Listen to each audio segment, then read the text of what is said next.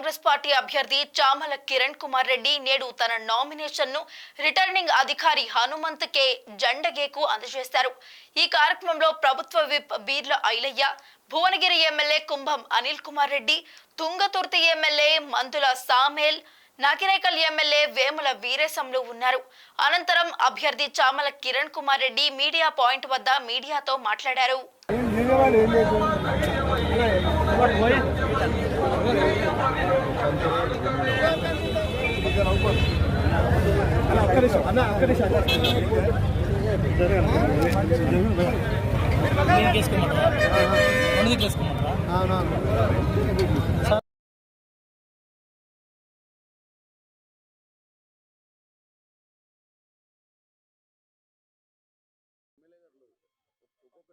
అంటే ఈరోజు పొద్దున్నే లక్ష్మీనరసింహస్వామి వారి దీవెనలు తీసుకొని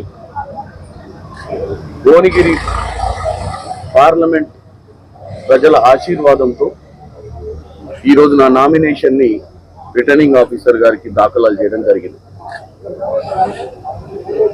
అయితే మా సోదరులు ఎమ్మెల్యేలు అందరూ కూడా చాలా విశ్లేషించారు. వాస్తవంగా కాంగ్రెస్ పార్టీ గత 150 రోజుల పాలన మీద, కాంగ్రెస్ పార్టీకి ఉన్న చిత్తశుద్ధి మీద, భారతదేశంలో ఉన్న పరిస్థితులు, బీఆర్ఎస్ పార్టీ గతంలో 10 ఏళ్లు నీళ్లు నిధులు నియామకాల నినాదంతో తెచ్చుకున్నటువంటి తెలంగాణను ఎలా తుంగలోకి తొక్కిన విషయాన్ని తెలంగాణ ప్రజలు గమనించి వారి నుంచి విముక్తి కోసం కాంగ్రెస్ పార్టీకి ఓట్లేసి ఈరోజు ప్రభుత్వంలోకి తీసుకురావడం జరిగింది. ప్రభుత్వంలోకి వచ్చిన తర్వాత కూడా మా ముఖ్యమంత్రి వర్యులు రేవంత్ రెడ్డి గారు, మా మంత్రివర్యులు అందరూ కూడా రాత్రి పగలు కష్టపడుతూ ఇచ్చిన వాగ్దానాలు నెరవేర్చాలని రాష్ట్ర ఆర్థిక పరిస్థితి మీద కూడా ఒక శ్వేతపత్రం రిలీజ్ చేసి ఇటువంటి ఆర్థిక పరిస్థితిలో కూడా అది అధిగమించి ఇచ్చిన వాగ్దానాలు నెరవేర్చే ప్రక్రియలో మొన్న రేవంత్ రెడ్డి గారు ఇక్కడ మన ర్యాలీ కార్యక్రమంలో కూడా లక్ష్మీనరసింహస్వామి సాక్షిగా చెప్పడం జరిగింది. 2 లక్షల రుణమాఫీ ఆగస్టు 15 కల్లా ఇస్తామని చెప్పి.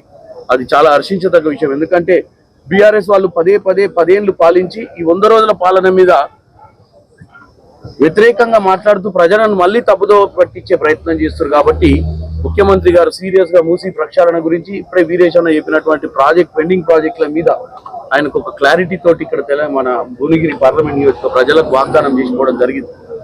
దాంతో పాటు ఈరోజు నేను ఒకటే చెప్తున్నా, భారతీయ జనతా పార్టీ ప్రధానమంత్రి నరేంద్ర మోడీ గారు